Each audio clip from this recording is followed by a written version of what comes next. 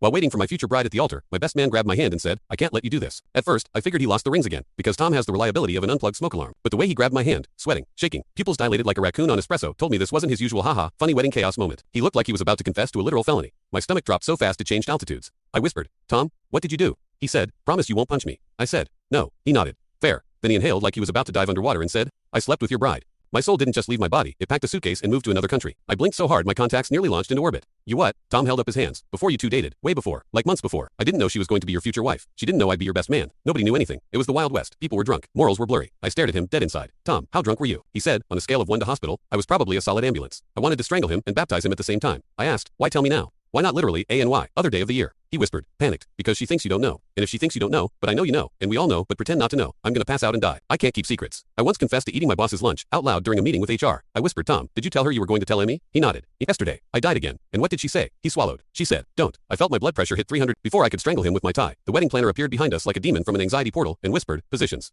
The bride is walking. Perfect timing. Love that for me. Truly, the music hit. People stood. I tried to look normal while undergoing 12 simultaneous emotional breakdowns. Tom stood behind me whispering things like, do you think she notice if I run? And should I pretend to faint? And if I fake my death now, can you speak at my funeral? I ignored him out of self-preservation. Ava walked down the aisle, glowing like an angel, which was fitting, because I was definitely feeling crucified. She smiled at me with genuine love, completely unaware that my best man was sweating behind me like a guilty criminal on Judge Judy. We reached the vows. The pastor started the usual poetic monologue about love, trust, and lifelong loyalty, which felt aggressively ironic under the circumstances. Tom kept whispering, dude, my heart is beating in Morse code. I think it's saying run. And then the moment happened. The pastor asked the cursed question, does anyone object to this union? My whole spine turned into ice. I prayed Tom would stay quiet. But Tom whispered, my throat is itchy. I whispered, no to not make noise. He whispered, I think I'm allergic to guilt. I whispered, shut up. I guest coughed. Tom jumped like a guilty squirrel. Ava looked at him suspiciously. And that was it. Tom cracked under pressure, like an egg falling off a skyscraper. He raised his hand. I wanted to die. Ava stared at him, confused. Tom, sweetie, are you okay? Tom said, no, I am not. I have things to confess before God takes me out like a lightning bolt. The pastor blinked, like he needed hazard pay. And then Tom, in full panic mode, shouted, I betrayed the bro code before we even had a bro code. I hooked up with Ava before they were a thing, and I've been having an emotional stroke about it for a year. Silence. Pure silence. The kind of silence where even oxygen holds its breath. Ava dropped her bouquet. Her mother whispered, I knew his face looked familiar. My grandma crossed herself in 3 different religions. Ava grabbed Tom by the collar and hissed, I told you not to tell him. Tom squeaked, I'm sorry. My conscience rides a motorcycle. I whispered, that's not a sentence. He whispered, neither is my life. I turned to Ava. Did you hide this from me? She nodded slowly, because it meant nothing. It was one night, before we dated. Before I knew you, before I knew him, was connected to you.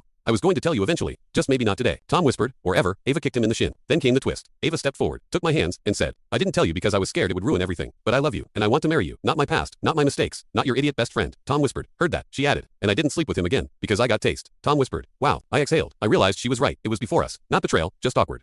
Painfully, hilariously awkward. The kind of awkward that becomes a story you laugh at 10 years later. Or maybe next month once I stop needing therapy. So I said, okay. But after the wedding, Tom and I are having a very long talk about boundaries, alcohol, and facial recognition. Tom whispered, I deserve that. He did. We got married. Everyone clapped. The pastor looked emotionally exhausted. Tom fainted during his speech and knocked over the cake. Honestly, Justice,